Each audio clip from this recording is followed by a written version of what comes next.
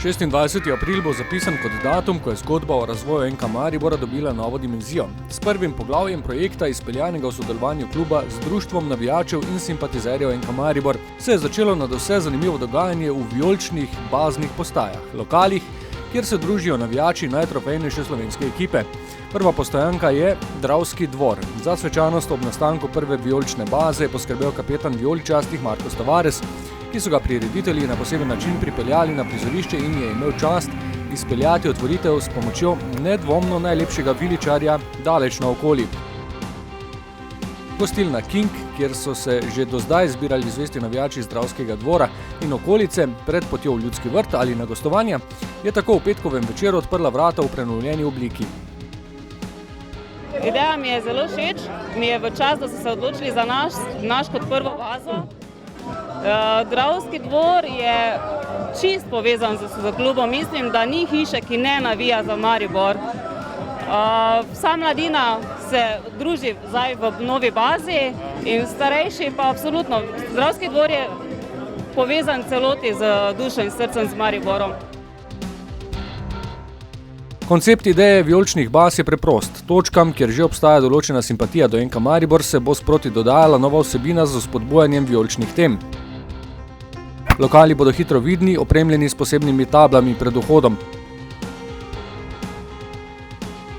Notranjost krasi v okvirjen dres s podpisi nogometašev, gosti lokalov lahko uporabljajo poseben inventar.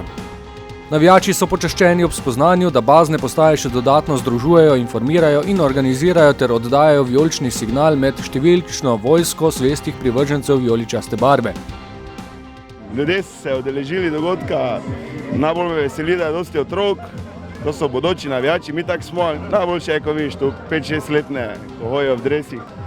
Dravsko polje celo je vijolično, to je dejstvo, tu imamo črta, ko ima 35-40 let navijaškega staža, pa en kup nas je, ko že več kot 15 let, pa to spremljamo Maribor. Glavnem, Dravsko polje je vijolično, to je vsekakor, ne.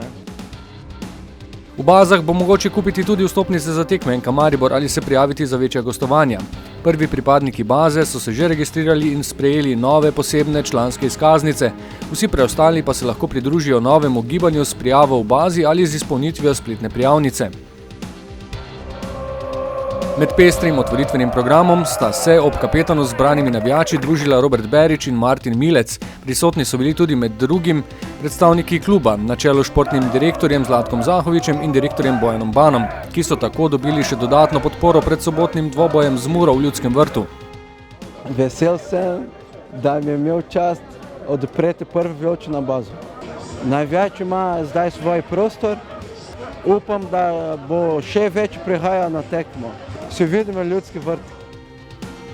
Z uvodnim dejanjem se nov projekt šele začenja, že v mesecu maju bo še otvoritev naslednjih 2 baznih postaj. V četrtek 9. maja se bo vijoličasto bleščalo na Teznu, kjer bo naziv prejel Gurmanski hram, ki se ponaša z vijoličnim salonom. V petek 24. maja pa bo kot tretja vijolična baza svojo ponudbo popestril prenovljeni Kuba bar v Gornji Radgoni. V naslednjih mesecih je skupna želja povečati število baznih postaj in ob različnih priložnostih organizirati ekskluzivne dogodke, še posebej zanimive za tiste, ki jim srce bije vijoličasto. Vse informacije o projektu Baza 1960 na e-bazi www.baza1960.com.